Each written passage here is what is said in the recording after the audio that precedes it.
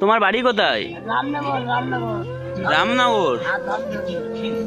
তোমার কোনো ছেলে পুলে নেই? ছেলে মেয়ে একটা লাঠি আছে, তার মা মরে গেছে, বাবা আছে, বাবা দেখে না। আচ্ছা বাবা তুমি দেখলে আমি বিক্রি করে খাওয়াই, স্কুল পাঠাই।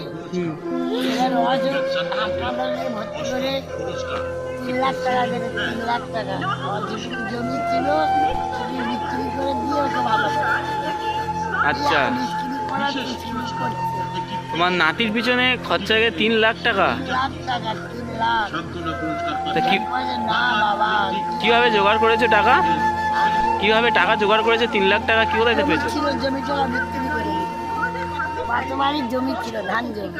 হ্যাঁ, বিক্রি করে। ধান জমি বিক্রি করে দিয়েছো। আর প্রত্যেক দিনই ভিক্ষা করো? হ্যাঁ। প্রতিদিনের বিক্রি লাগে, ছাড়া আছে। আর তোমার তো বয়স হয়ে গেছে অনেক, হ্যাঁ। সকালে কিছু খেয়েছো? না। না খেতে থেকে ভিক্ষা করছো? হ্যাঁ। তোমার কোনো ছেলে পুলে নেই? না। তা কে তোমার রান্না করে খাওয়াই দাওয়াই কে? লাঠি করে। ওই নাতিই করে। খাবে কিছু খাবে? চলো চলো ওইখানে চলো, কি খাবে চলো, চলো ওইখানে দোকানে চলো। এখানে কি আছে? কি কি খাবে? কি সারাদিন এই ভিক্ষা করে কি হয়? কত টাকা হয়?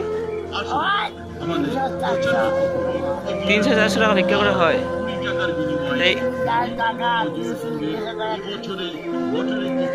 150 টাকা টিউশনি দিতে হয়।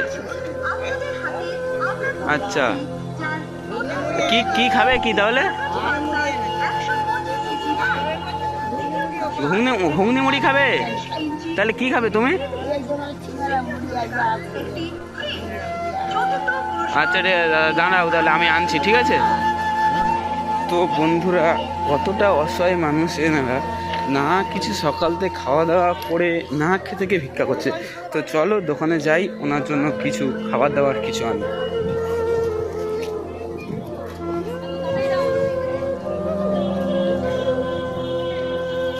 জল নেই, নিয়ে নিয়েছি। চলো ওই দিদাটাকে দিই, দিদাটার সাথে কথা বলি। ওনাকে এই সকালতে কিছু খায়নি, বলতে পারো সকালতে না কিছু খেয়ে ভিক্ষা করছে। চলো খাবার আর জলটা ওই দিদাটাকে দিই।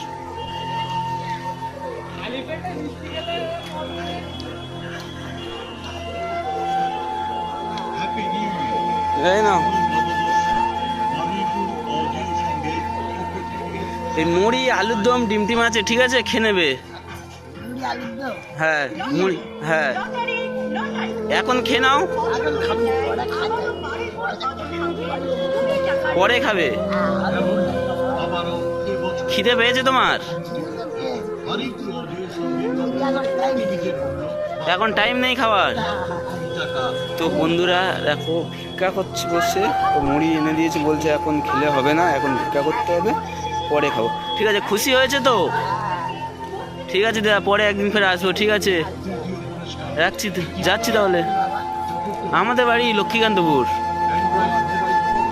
তো বন্ধুরা দেখো কতটা অসহায় মানুষ। হ্যাঁ হ্যাঁ, আমি ভালো থাকবো, তুমিও ভালো থাকবে। ঠিক আছে, রাখছি।